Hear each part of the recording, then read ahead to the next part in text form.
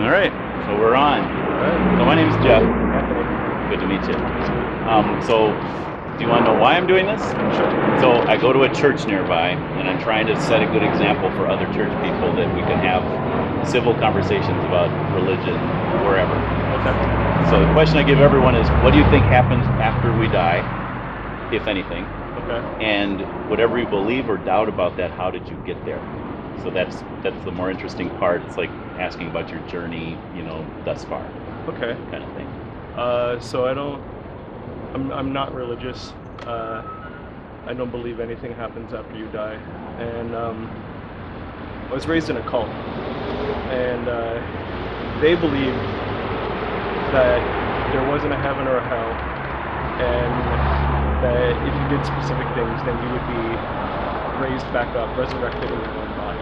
Okay. And I was told this when I was 5, 6 years old, because I was really upset about dying. I had just learned about the concept of death. Yeah. And my mom told me this to help comfort me. And I thought about it for a while, and I realized that just dying rather than doing anything else made a lot more sense. Even at the young age, or was it more like as you thought about it growing up? That was the beginning of my doubt. Yeah. Whenever I realized that was the things that they had decided happened didn't make any sense to me.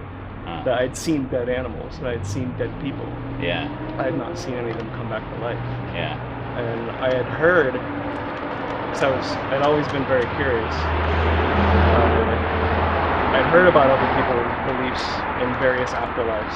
Yeah. And but none of them really made any sense to me. Can I ask what cult it was, or? It was called the Worldwide Church of God.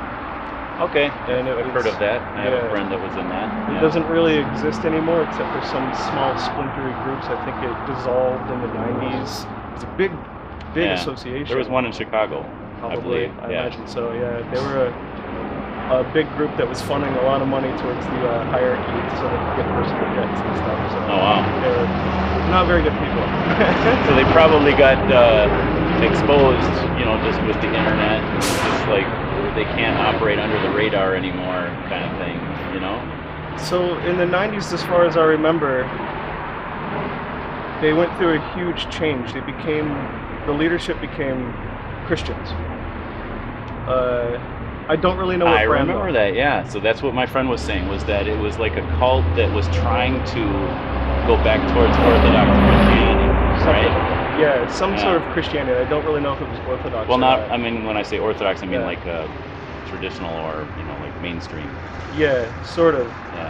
It's strange. I can't really get any straight answers out of my parents because they're still involved with it. Oh, okay. They don't really think on that level. Like they don't know if it's fundamentalist or Orthodox or what are the other words that people use? Evangelical. I think she thinks that they're closer to evangelical, but not really, because they don't evangelize. Right. So I think they don't really know exactly what they are still. Yeah. I think they. Where do we fit into the They're whole? still, yeah. Now, do they read the Bible a lot? Is that a part of their tradition, or what you experienced? Yeah. Which would have been before. My experience was Christian, all Old Testament stuff. Oh wow. They believed that the Jews were bad people, and that we were now like the new God's chosen people. So it was deeply racist. Yeah. It was founded in like. Or deeply American, like when we are, as far as like Americans are the new. It was international, so it wasn't It wasn't just Americans, but it was mainly Americans. So they probably had a thing to do with it. It was invented by an advertising exec in like the 1930s. Oh really? Yeah. So it was pretty slick, and it was very conservative, mixed together, old school Jewish holy days with iconoclastic Protestantism. There was like no symbols. Yeah. It was very conservative. You weren't allowed to dance or play cards. Things changed slowly over time and became a little bit more liberal, and then eventually it just radically changed. Yeah. Became completely unrecognizable to most of the followers, and so it exploded into many, many different sects. Some continue to still do the old things and teachings that they had, and others went on to just form completely different sects. Some of them are still with like the Christian sort of like the big Christian thing that they do right now. Right. Yeah. Which I haven't had any contact with any of those They people. might have even changed their name by now. You know? I think they have changed their name. Yeah. Yeah. But I don't know what it is. Yeah. So do you like, along with your belief that, I guess, that we just die when we die, like you don't have a part of you that will last forever, like you don't believe you have a soul or a spirit? I don't believe in souls. Yeah. And you find comfort in that? Yeah. As far as like, don't have to worry about the life to come. Yeah, no. Because, you know, therefore... I got enough to worry about in this life. Why would I want to worry about another life? And would you say you believe in God or a higher power or any kind of supernatural realm of any sort? No, not even a little bit. Yeah. What would it take for you to believe that? You know, like... Very good question. Like, are you a scientific-based person, evidence-based? Like you said, you'd have to see you never saw an animal or a person come back to life, so therefore it must not happen, right? That was my child's mind rationalizing that. Yeah, for sure. It would have to be something pretty severe for me to change my mind. It wouldn't be light. I don't know what it would be. You know, you never know those sorts of things. I always try to imagine. I mean, are we talking something like hugely supernatural for you? I mean, it could be to believe that there is this, it could be anything, because like I said, you don't know. I have no idea how I will change over the coming years. Yeah. And all that is vastly interesting to me in an intellectual way. Like, I tend to intellectualize everything. Yeah. I don't often believe people when they just tell me things. Right. As a child, we moved around a lot. I went to a different school pretty much every year in my life. I had to develop a deep sense of independence. Okay. Not having like childhood friends. Yeah.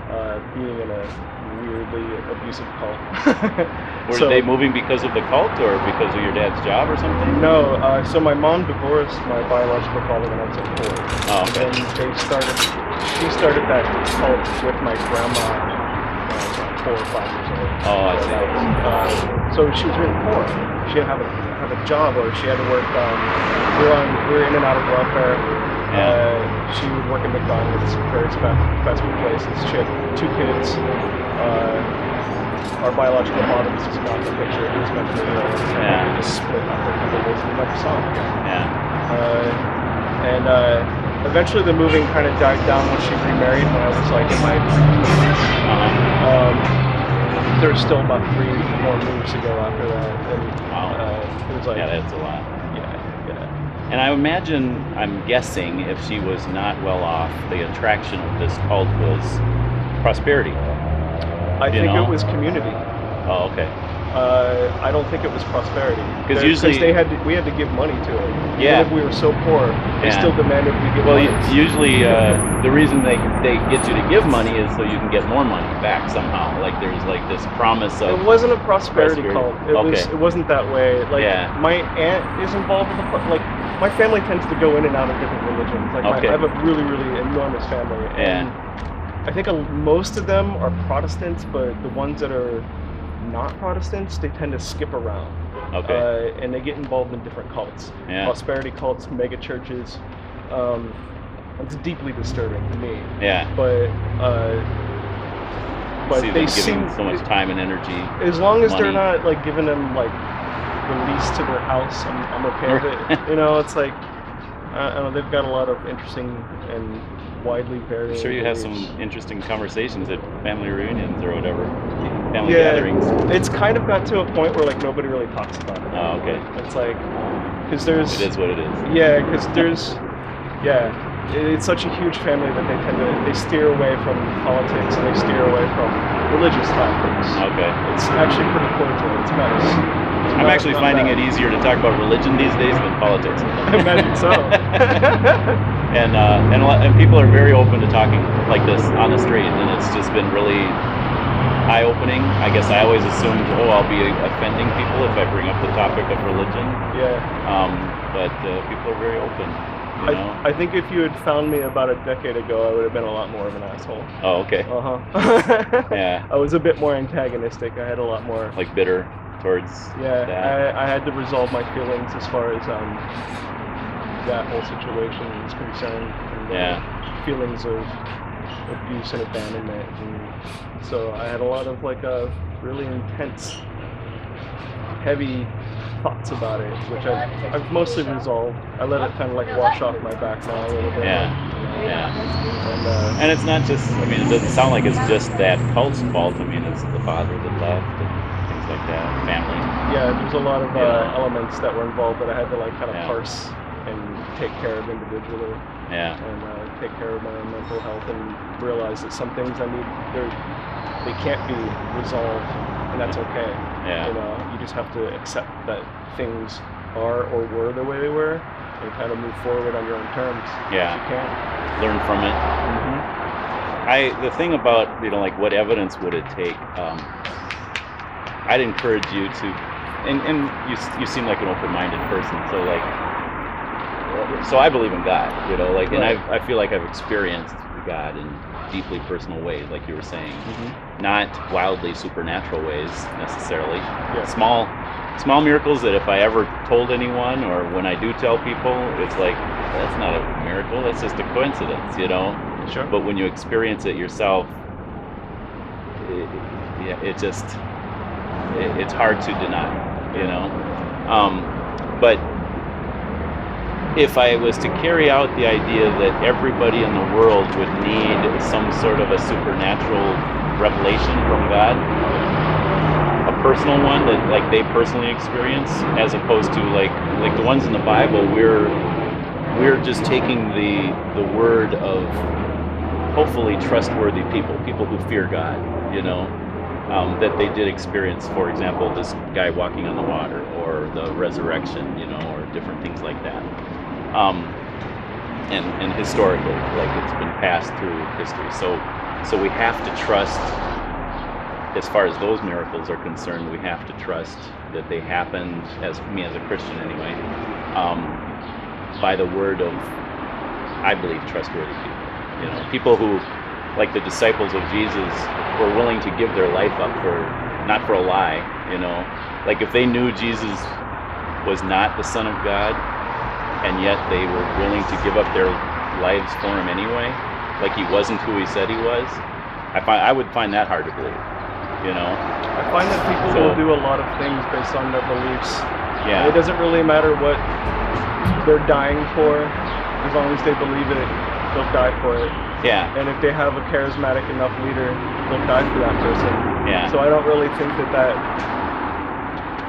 doesn't really tell me anything. That just kind of speaks to human nature to me, you know, because you see it a lot. You see, like, that's true. Someone who is like a deeply problematical individual that you can like look and be like, that guy's not a good person, yet they have lots and lots of followers. Yeah. And they would die for them. So it's like there's a lot of human nature in the Bible, and actually, that I find fascinating because it's accurate about human nature. Yeah. But it doesn't really speak to me of something above and beyond that. Yeah. The idea that the disciples were willing to die for Jesus because they experienced his resurrection for many, many years was like, that's huge, right? And then 9/11 happens, and okay, they're willing to die for their beliefs. So I see what you're saying with that. And there's a lot of interesting holy books out there with a lot of wisdom, and I like to parse through them all. Yeah. But mainly I like to read science fiction because I feel like it's more suited to our times. Yeah.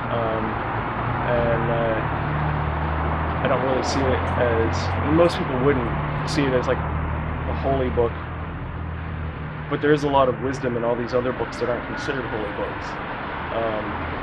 And I think that's really fascinating too.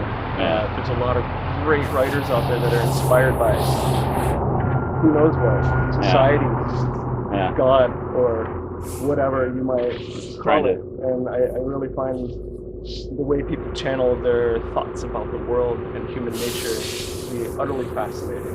You're talking about like outer space science or All sorts of different kinds. Okay. Sociological, psychological. You like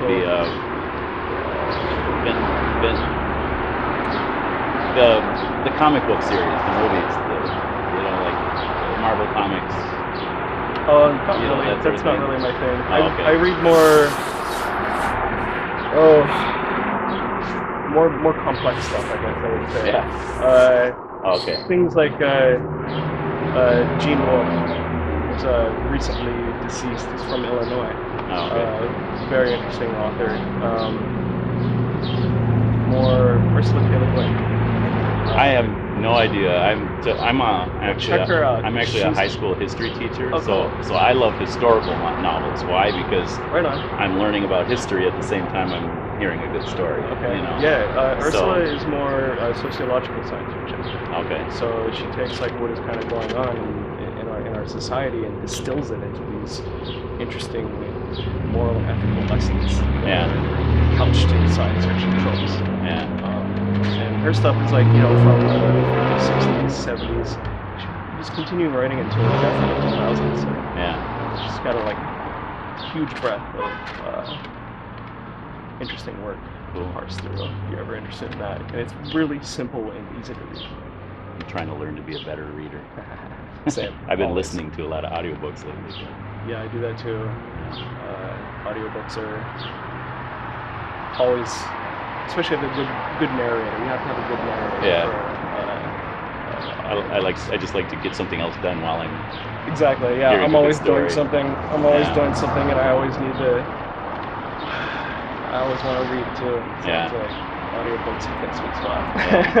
Let me ask you this: I don't know how much exposure to the Bible, the Old Testament, you must have, Yeah. like the Ten Commandments, for example. Would you consider yourself on the biblical standard to be a good person? By what you understand of the Bible, would you be one of those good people? Like, if there's a heaven and a hell, like, do you think you'd end up in a heaven or a hell? Like, if you die, hopefully you're open to the possibility there is a God, there is a judgment day. What do you think? That's a tricky question because I don't know which sect or which brand that you're talking about. Yeah. It largely depends on your culture, I think. And then, because just the way to interpret the Bible, is that what you're saying? Or- Yeah, I think yeah. so. I think that's really difficult you can't really put a, I guess just from your understanding of the Bible, so it might be based on the Worldwide Church of God, or it might be based on something else you've learned or whatever. I've read the Bible all the way through a number of times. Mhm. Like I've read a number of different Just out of old books. interest, or you were kind of The first couple, no, actually, the first couple times I read it was because my parents demanded that I start paying attention during the services, Oh, okay. and I didn't like what they were saying, and I felt like they were just cherry picking everything from the Bible. So I was like, I'm just going to read this thing, and they were just happy that I was reading it, Critical thinking, good. and so I just read it, and I read it again, and That's great. More people need to do that. it's a fascinating book. It's I think of it as a library. It's like it's complex. it's It's like violent. It's got everything in it that really interesting oral history. Yeah. And I like to read a lot of things from Gilgamesh is a really fascinating thing too. Pre-Bible stuff. Recounts the flood story in Gilgamesh, which is a really fascinating story. But as far as again, I don't believe in heaven or hell, and I don't really know about. I don't think I follow. I don't think I could get into this heaven or hell in all the sects of the wide breadth of Christianity. But as far as being a decent person on a day-to-day basis and the people that I meet, that's all I try to do. Yeah. Try not to be an asshole. Sometimes I fail, but that's okay. Sometimes you can go and apologize to those people and make up. Yeah. So Yeah. that's really all I can really say about that. Because I don't really know. So, I mean, obviously I'm a Christian. I do believe there's a heaven and a hell, and well, maybe it's not so obvious because there's different kinds of Christians, I guess, right? Yeah. But from my understanding, it's because a lot of people think, well, if I'm a good enough person, this is the answer I get from 99% of people is, and I'm not saying everyone believes that God exists, but if there is a God, it's like, if I'm a good enough person, I'll go to heaven. And yes, I think I'm a good enough person, and so I haven't met a single person yet who thinks they're perfect, right? Which, I appreciate people's honesty, and so then the question is, well, at what, how good do I need to be, And Yeah. I'm a teacher, so I think in terms of like giving kids grades and like 60%, 70, 80, and ABC's not pass fail. right, and I try to let them know what are the requirements or what are the standards ahead of time, and what's going to be on the test. Sure. I think that's fair. So believing in a good God, like I see the Bible as a way to show us what He expects of us and what the standard is. Yeah. Maybe not, like there's no do A, B, C, or D, and you'll go to heaven, Yeah. But what I'm reading in it is that, everybody has a conscience, or like God-given moral conscience. We all have this sense of right and wrong. I don't know, like you say, be a decent person. Sometimes that's cultural too. Our sense of right and wrong is deeply cultural. Yeah. And like I'm speaking in more general terms. Yeah, I mean, even that, like sometimes, I mean, like, yeah, sure, maybe murder is not acceptable in the overwhelming amount of cultures, but also then there are times when you can murder. Right. Like what's during war, self-defense? Self-defense. So it's like. Or an example I have is I went to Africa and worked there, and I was working near some tribes of people, and one tribe I found out teaches their children to steal the cattle from the other tribe. Yeah. And I thought, wait a minute, I thought everyone had this universal conscience, like it's wrong. Well, turns out that they believe deep down that originally those cattle were theirs and they were stolen from them. And so they're teaching their children to steal the cattle, but in the sense that we're just taking back what's ours. Right. And a lot of people try to justify theft, for that reason, like even, generational poverty kinds of things, like Robin Hood. Or even not stealing from a local person, but stealing from a large corporation is more acceptable. Yeah. There's gradations on all these. Yeah, they don't have the right to profit off of us like they do or whatever. The interesting thing is almost everyone has excuses for what they do. Everybody validates it. And so it's like, why come up with excuses? Just do what you do, right? But there's excuses, and so the common problem, as I see it, and I think as the Bible sees it, is we all have this sense of right and wrong, but none of us keep it. We break it, we go against it, not consistently. Hopefully we get better as time goes on, but we have gone against our God-given conscience, as the Bible would say. And how can we have a relationship, if God gave it to us, how can we have a relationship where we're honoring God as God if we're not keeping His commands? And how can God be just? Like there must be a punishment for breaking the law. Does God just lie and just forget about that, or what does He do? I think if your God existed, that there's a reason for human laws, and I think that most things are just too damn petty for someone that is so overarching, like the person or the thing that you believe in, right? Yeah. That there's got to be, we have to make our own societies work for us. Yeah. And God has nothing to do with it. We have to make this work down here on Earth. Yeah.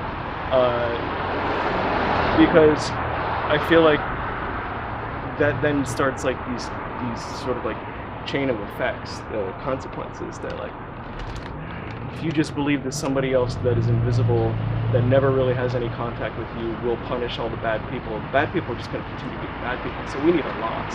Oh yeah. We need our human laws. Yeah. to do whatever it is our society thinks is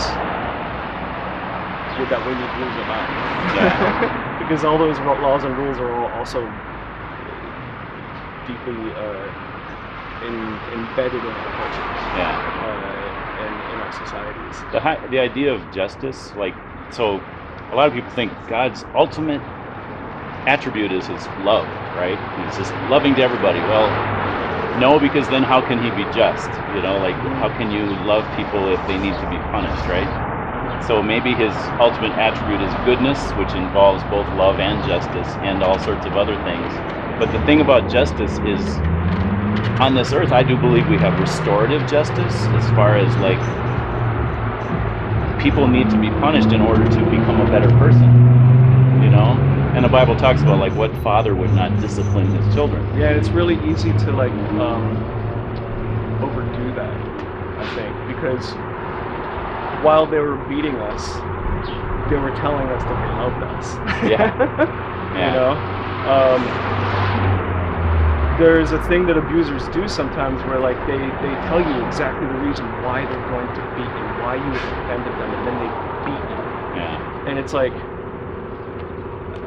I don't really believe in that either. Because, like, it's so easy to take advantage of people in that sort of way, to be like, to just dominate them. Using some sort of power, whether it's family, religious, God, police, government, anything like that. It's very, very easy to just absolutely abuse your power, and to convince people that you love them, even though, and that's why this has to be done to you. So it's like, I feel like you've experienced that. Oh yeah. I don't, so maybe that's why I don't see things that way. Yeah. You know. Yeah. I think it's a blessing to have. I don't know if you're talking about parents or who you're talking about, but it's a blessing to have. Like, I had teachers in junior high that they would do things like line up the whole class for a paddle for the offense of one person, and the idea was that the rest of the class would get on that person, and then we'll work together as a group to. And which probably just leads to more abuses of that person that was acting out. I don't know. I mean, I had a teacher that, like, I actually respected the teacher, you know, and I do feel like it was effective. Yeah, I had an older teacher who would. I haven't experienced abuse of it. Who would smack me around for using my left hand in writing. Oh. And so, I mean, that was her belief that using your left hand was an evil thing and that you were bad. My uncle went through the same thing. That's weird.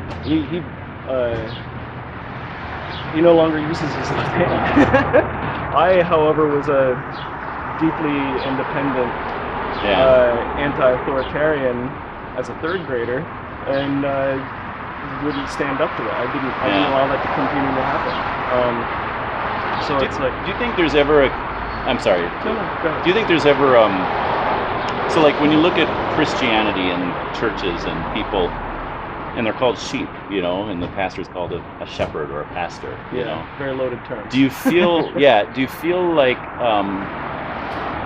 everybody's a sheep, or do you feel like there would be a place within the Christian faith for a rebel, you know, for someone who bucks authority? Well, I mean, I think Jesus was a rebel. Yeah, I think so. But you can't. All of us can't be rebels. No. A rebel needs a bunch of sheep. Well, yeah. Or maybe that's not really the right term. Well, I mean, sheep are controlled, right? I actually think Christianity functions best in a place where it's in the minority. As far as, like, churches fill up if it's the cool thing to do. You know, and Rome, when it became one of the legal religions of Rome, it became status. That's when they started building churches and dressing up. That's when it became an wanting empire. To be seen in, you know, with the rulers. And that's when it became associated with empire. Yeah, and Christendom is, you know, when. That's why I deeply was, distrust, like, people who go and try to convert other people, whether they're poor people in another country or whatever. It feels deeply controlling to me. And I have a Well, I will let natural- you know, I'm one of those people. I can Now- tell. Oh, I know. I can sense it. But at the same time, I will walk away from this conversation as I have every other conversation I've been in and say, I would love for that person to be a Christian, but God, it's in your hands. Yeah. So I don't feel like I have to control anyone. That's what my mom says to me. And back whenever I was much more aggressive about it, that made me angry. Like that was just like you have zero respect for my mind. Yeah. Now I don't care. Like that. Like I'll walk away from this conversation and not think too much about it. Yeah. You know? I've had these conversations with many Christians and many different kinds of Christians. Whenever I left the cult, I decided that I needed to go explore religion. Yeah. In my own way. I first started by going to libraries and checking out any sort of religious text I could possibly get my hands on. Yeah. And then I started going to various churches. All sorts of different kinds. Well, that's good. And eventually, like it was like after a while, it was just like this is not for me at all. Yeah. Not even a little bit. There was always some sort of like weird screw that they were kind of putting into your brain. It felt, especially from a young age. Yeah. I went to this one church, Orthodox. Okay, I've been to Russian Orthodox. It was amazing services, really lovely incense. Couldn't understand a word of it. Paintings all around. Did you stand the whole time? No. Oh. There was some standing and sitting though. It wasn't as much standing and sitting as The Russian Orthodox I went to had you don't sit at all. You stand 3 hours. There was a pew for the little old ladies, but that was it. Yeah. But so afterward they had a social, and I met everybody that was there in the church, and they're all like really wonderful and nice people. And then I saw that they were taking the children away for other Bible education. So I was like, can I go and see them on that? I think it was like 19 at the time or something like that. But that was traumatizing. They were just back there telling little children about how they were going to get tortured. Crying, completely upset, not comforting them at all. Yeah. And just that was like deeply offensive to me and turned me off. I didn't say anything. I mean, that's how they teach their children, I guess. Yeah. I walked out of there and never came back. I was just like, I can't deal with that. I remember those sorts of feelings when I was a child. Yeah. Being threatened. Yeah. With some sort of like pain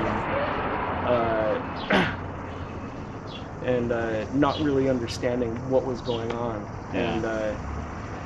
And just like the sort of like lack of compassion and empathy that went into it was really disturbing to me. Yeah. Yeah. I mean, I believe it's possible to look at the idea of hell as a not as a manipulative thing, whether from man's part or God's part. Like let's say God does exist and there is a hell. Is God using that, like hanging that over people's heads to get them to, fall in line? And to me, it's more like God's character is so consistent. Kind of like, I know gravity is consistent, right? And so if I was to jump out of an airplane, I know that I would be killed. And I don't think if someone told me, if you jump out of this airplane, you're going to get killed, I wouldn't look at them as, well, you're just trying to manipulate me into not jumping out of this airplane. So it's possible to say, as I do, I talk about that the Bible teaches about hell, but in a way where this is a natural consequence of who God is. He doesn't, it's not hanging over your head. It's more like it's a reality that I want to warn you about, The jumping out of an airplane is deeply testable, though. We've seen people jump out of airplanes and die. Yeah. So it doesn't really work as a metaphor for that.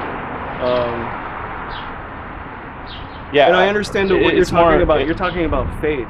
which is like not testable. It's not a thing to like. It's not a thing that's bound in logic. You know, it's not. It's bound in it's an emotion. It's like nostalgia. Like I mean, there's actually a logic to it too.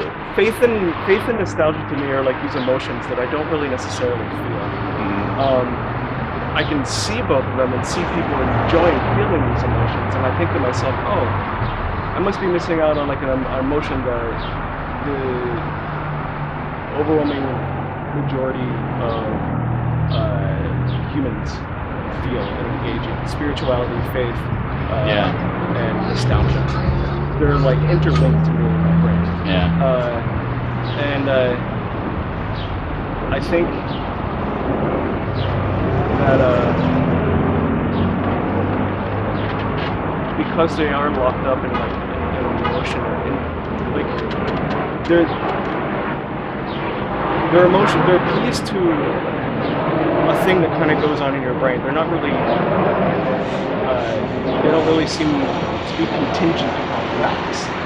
You might think that that's a fact, and that's fine.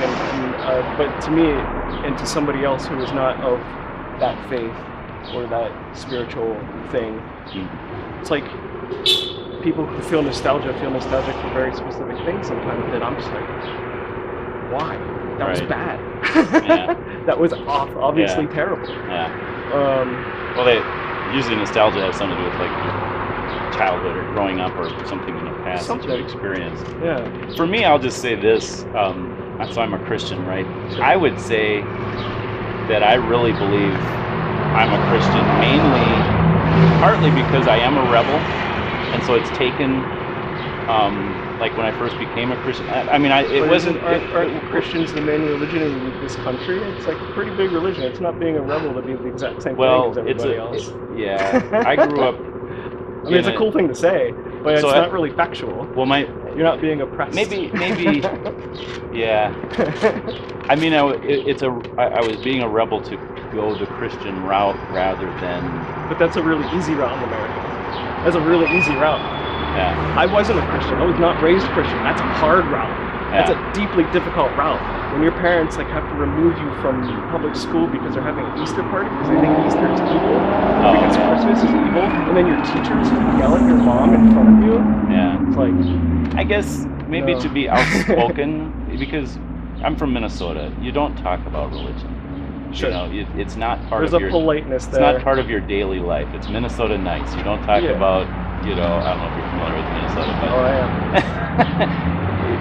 you just don't talk about these topics, you know, and so to be a Christian who publicly identifies as one, it has been, I have had to go against the grain, you know, and that's why I say I believe Christians who really take their faith seriously, they're going to go against the grain, and especially in a society where maybe they are gonna. I haven't had my life.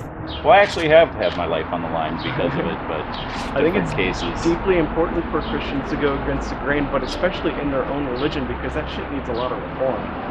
You guys don't have a good reputation anymore. No, you're right. I mean, you never really have. I mean, even in my original church, it was like. You go to church, Lutheran, you listen to the sermon, you say, nice sermon, pastor, you walk out, you forget about it the rest of the week, you know, and to do something more than that, it's like... And there's an institutional rot within it, too. It's like, not just personal, but like, the institutions that you attach yourself to say something about you, too. Like, I have friends who are Catholic who are deeply, deeply upset about all the child abuse that's going on. Do they do anything? Really? Right. They still go to the same churches, and it's like, how can you do that? I'm sure they say, well, that was in that parish, I still go to this parish. They make excuses, but what you need to do if you're being a rebel and you're being a Christian, you need to shake that shit up. Otherwise, it's just talk. You need to, like, the man on the street thing and talking to, like, strangers, that's cool and everything, but if you don't fix your own institutions, what are you doing? It's like, you gotta look to your own house first, you know? You gotta make sure that everything is cool there before like trying to fix all the things out there. because if you have a deep rot within your own house, your house is going to fall down. Yeah. It can't. Yeah, It can't be sustained. Yeah, I don't deny that. I was also going to say. So I guess what I'm trying to say is I think there is room within Christianity for rebels. And there's a need for people who are willing to go against the grain. The other part of it is I feel like I'm more logic-based than emotional or feeling-based as a Christian. And so I don't think a person has to be, tied into this faith nostalgia thing to be a Christian. I actually feel much more a sense of worship standing here talking to you than I do standing in church worshiping, because I love to be able to there's bring life up the out subject. Here. Inside churches, it's all dead. It's all death. Well, it's all it becomes big bloody guy hanging from a cross. Yeah, What a lot of times. Are you Lutheran? Well, I go to it's a non-denominational now, but I grew up Lutheran. Oh, okay. Yeah. Okay. But a lot of times it's like Protestant, singing about how devoted we are to Jesus and how much we want him to be known. But then do we go out and actually talk to people about it, And fairly rare. So yeah. Mostly you have your sort of mentally unstable types standing on a corner yelling at people. But Yeah. Actually, I would say, I haven't done. Well, I tried it once and I didn't like it, but it's a bit intrusive. It takes a person mentally unstable. It takes a person who has a strong sense of who they are and they don't care what other people say about them. Narcissism definitely plays into it. I feel narcissism is deeply embedded in that kind of activity. Yeah. Yeah. It's very humbling. I have to say, this is probably to go and talk to people. Yeah. And to just put yourself out there publicly. Sure. I don't do it probably my biggest critics are Christians for doing this. So. They don't think that they think you should build up a relationship and get to know people over time, and then they'll just be attracted to, what a nice person you are, and they want to become Christians. Seems like an easy way out to actually do nothing. Right. Yeah. and so I'm I don't get much support, if any, pretty much none, for doing this sort of thing from church people. And you shouldn't look for it. No, well, I've learned not to. Yeah. And I didn't start doing it for that, but I kind of expected, we could, let's get this going and not, yeah, and actually, like people like yourself have appreciated the conversation, and like I say, I'm not. My goal is not to convert anyone. I don't believe it's my job, as it's something God does. But to be open, I feel like it's a lot of times people have their idea of what the Bible's all about, or I try to represent the gospel message. Most people are pretty clueless or biblically illiterate or mistaken for what the Bible actually teaches. And so I do feel like it's important to kind of set the record straight, or defend Christians when so many people throughout history have said they were Christians and done horrible atrocities. I have to say, well, if they're Christians, it's what they did, what Jesus told them to do. They'll say they did, Jesus himself said, many people will come in my name, but I don't even know them, So that kind of like lets me know, God knows what he's doing. He knew there would be people misrepresenting him throughout history. And a book occasionally that vague really allows for people to misuse it too. There's a reason why the Bible is interesting, and it's because it doesn't really necessarily tell you things in these hyper-factual ways sometimes. Sometimes it's really vague and poetic. Some books of the Bible are, and some are so clear, it's like... Some are deeply, disturbingly... What I try to tell people is, if you don't understand... Who you should murder and who you shouldn't, when you should murder them.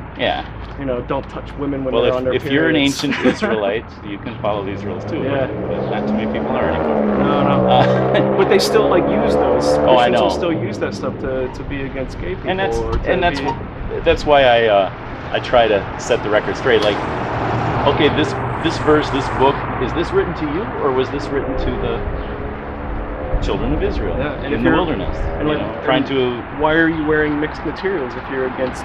Right. Like, yeah, doesn't it's not meant to apply to people for the most part are pretty okay with not making any sense. That's what I find. Yeah. Is damn fine with it. What do you do for a living? I'm an artist. Oh, okay. Good.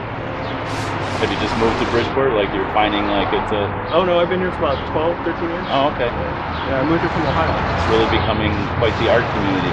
Yeah, it kind of has. Like when I moved here that long ago, there's nothing here. Yeah. A lot of things are popping up.